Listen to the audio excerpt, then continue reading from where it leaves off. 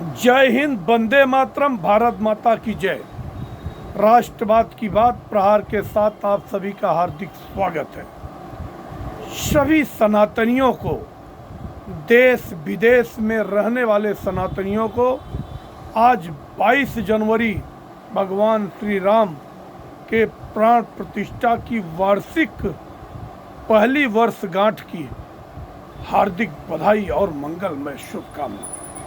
वैसे भी अब की बार तिथि के हिसाब से द्वादशी, पौष द्वादशी 11 जनवरी को ही ये तिथि आई थी, मगर वार्षिक गांठ के हिसाब से अब हर साल 12 तारीख को, 22 जनवरी को पूरे देश में सनातनियों और हिंदुओं के लिए एक प्रकार से किसी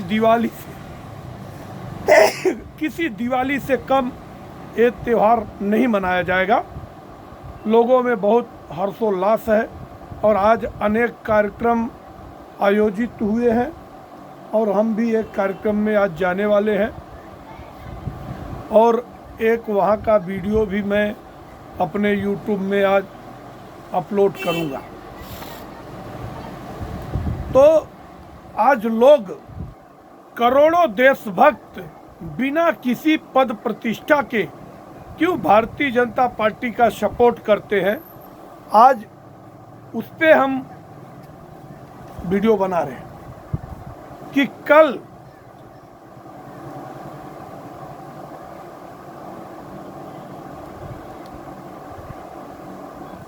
छत्तीसगढ़ के बीजापुर में नक्सलियों से मुठभेड़ हुई और इसमें 3 राज्यों की पुलिस,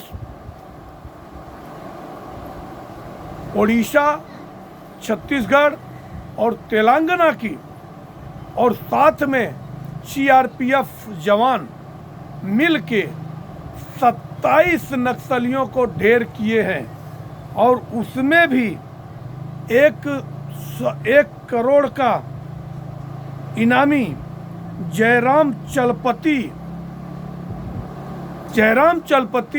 एक ऐसा शख्सियत जो कि न सिर्फ छत्तीसगढ़ में बल्कि पूरे भारत के नक्सल प्रभावित क्षेत्रों में इसका बहुत बड़ा प्रभाव था, दबदबा था। तो ऐसे इनामी नक्सली को ढेर किया।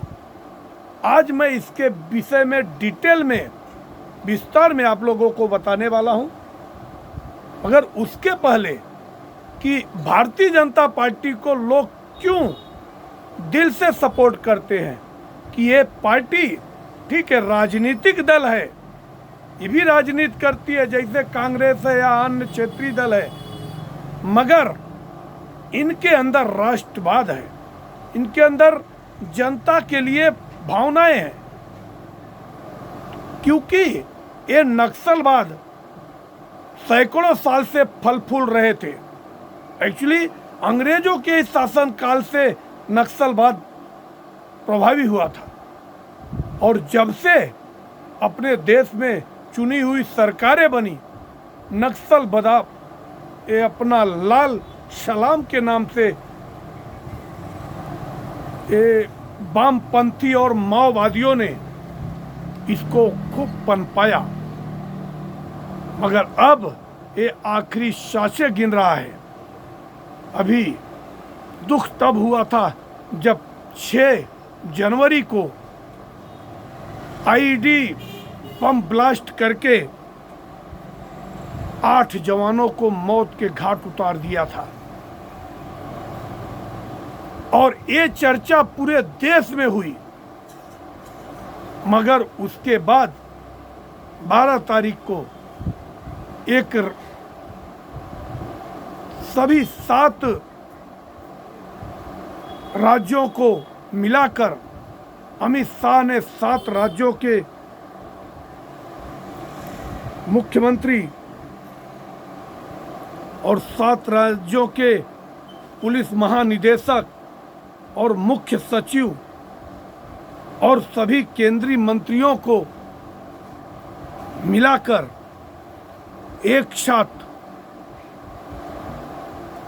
सभा की थी, मीटिंग लिया था और उस समय कहा था कि 2026 तक नक्सल से पूरा देश मुक्त कर दूंगा। इस साल अब तक छत्तीसगढ़ में 237 नक्सलियों का खात्मा हुआ है। अमित शाह ने कहा, अंतिम चरण में है लड़ाई। नक्सल प्रभावित 7 प्रदेश के मुख्यमंत्रियों, पुलिस महानिदेशकों, मुख्य सचिवों के साथ साथ केंद्रीय मंत्रियों और सुरक्षा एजेंसियों के मुख्य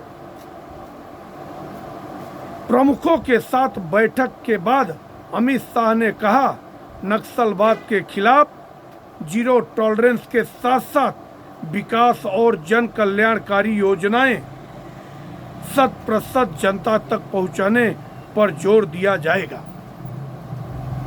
नक्सलवाद को आदिवासी क्षेत्रों के विकास में सबसे बड़ी बाधा बताते हुए संपूर्ण मानवता का दुश्मन बताया। बिहार और झारखंड के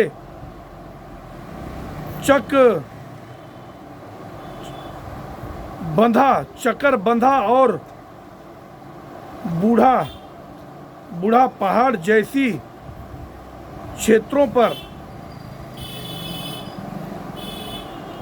नक्सलवाद वामपंथी उग्रवादी सब मुक्त हो चुका है। छत्तीसगढ़ में 85% तक कैडर क्षमता समाप्त कर दी गई है। अब उनके पनाहगारों को समाप्त करने की बारी है।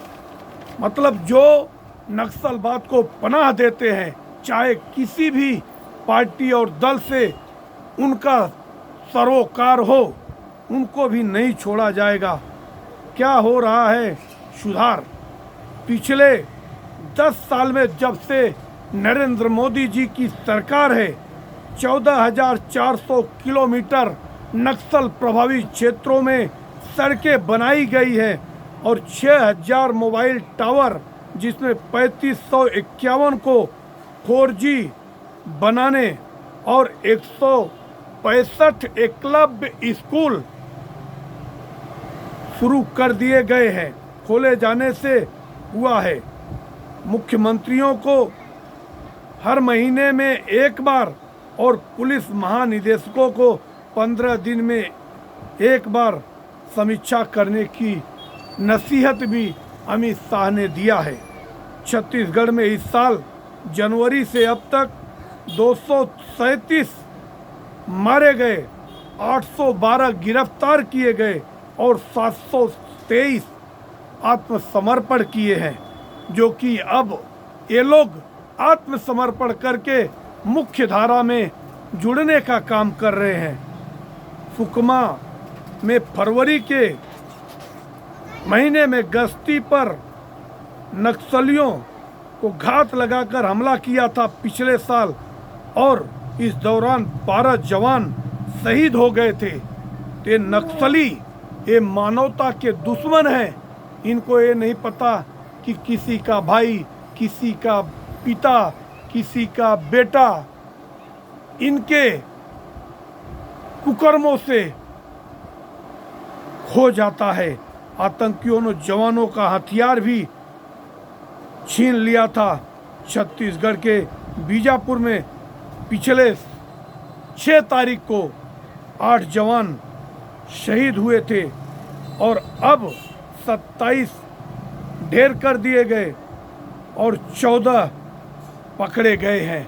14 की डेड बॉडी रिकवर हुई है और 28 गिरफ्तार किए गए हैं। दोस्तों, इसलिए पूरे देश से लोगों की एक तरफ भारतीय जनता पार्टी की सरकार है जो कि नक्सल प्रभावी इलाकों में डेवलपमेंट का काम कर रही है, और दूसरी तरफ आम आदमी पार्टी की सरकार जब पंजाब में बनी थी तो उसने कहा था कि खालिस्तान मुक्त करेंगे, ड्रग्स मुक्त पंजाब बनाएंगे, मगर आज ड्रग्स का कारोबार चरम पे फल फूल रहा है और पंजाब को खालिस्तानियों के हौसले इतने बढ़ गए हैं कि अब बाकी अगर आने वाले टाइम में अगर ध्यान नहीं दिया गया तो ये बहुत ही घातक होगा कि एक बार खालिस्तानियों ने इंदिरा गांधी का जान ले लिया था, और क्योंकि उसी समय ऑपरेशन ब्लू स्टार चल रहा था, और अब वही काम फिर कर रहा है केजरीवाल। केजरीवाल ने परसों एक सभा में रामायण और सनातन का अपमान किया और रावण को मृग, सोने का मृग बताया। ये उल जुलूल कहानियाँ वो किसके कहने पर गढ़ा? वो अखिलेश यादव के समर्थन से चुनाव लड़ रहा है, क्योंकि इसके पहले भी उनका मंत्री, उनका जो राष्ट्रीय महासचिव मौर्य रामायण को फाड़ा था और उसने कहा था कि ये रामायण तो विद्वेष फैलाने वाला ग्रंथ है, ये समानता वाला ग्रंथ नहीं है। तो ये देश विरोधी ताकतों के साथ खड़े होने वाले अरविंद केजरीवाल को आने वाले चुनाव में उसको उसकी जगह दिखाने का समय है।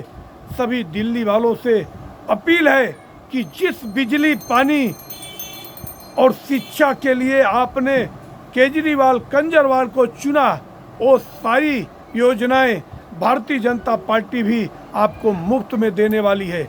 और हाँ, एक बात रह गई कि अगर भारतीय जनता पार्टी को चुनाव आसानी से जीतना था तो उनको महाराष्ट्र में लाडली बहना योजना की एक किस्त चुनाव से पहले जरूर देना चाहिए था।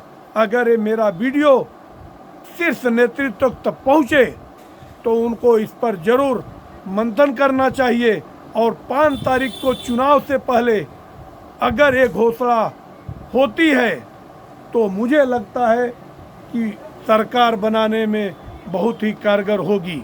वैसे भारतीय जनता पार्टी जो कहती है वो करती है, और नक्सल प्रभावी इलाका अगर कोई ख़त्म कर सकता है तो भारतीय जनता पार्टी ही कर सकती है, और एनडीए सरकार ही कर सकती है। क्योंकि इसके पहले गढ़चिरौली में 1 तारीख को देवेंद्र फडणवीस ने 1.5 करोड़ का इनामी नक्सली सरेंडर किया, और वहाँ पे आज़ादी के 75 साल बाद सैकड़ों बसें चलाकर हरी झंडी दिखाकर देवेंद्र फडणवीस ने, और अभी देवेंद्र फडणवीस ही गढ़चिरौली के गार्जियन मिनिस्टर भी है। तो मुझे लगता है कि आने वाले टाइम में जो ये नक्सल प्रभावी इलाका पिछड़ा हुआ था, जहाँ बिजली, पानी, सड़क सुविधाएं नहीं थी, स्कूलें नहीं थी, लोगों को पढ़ने का कोई शौक नहीं रह गया था, अब वो गढ़चिरौली डेवलपमेंट के पायदान पर आगे बढ़ेगा। वैसे ही जो 7 जिले, 7 स्टेट हमारे देश में नक्सल की वजह से पिछड़े हुए हैं, मैं सभी नक्सलियों से भी अपील करता हूं कि आप देश की मुख्य धारा में आइए।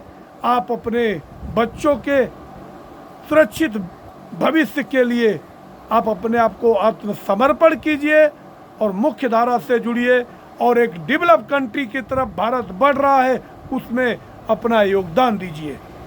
आप लोगों को एक बार पुनः भगवान श्री राम के प्राण प्रतिष्ठा की पहली वार्षिक वर्षगांठ की बहुत बहुत बधाई, और भगवान श्री राम आप लोगों के जीवन में खुशियाँ लाए। जय हिंद, वंदे मातरम, भारत माता की जय। जय श्री राम।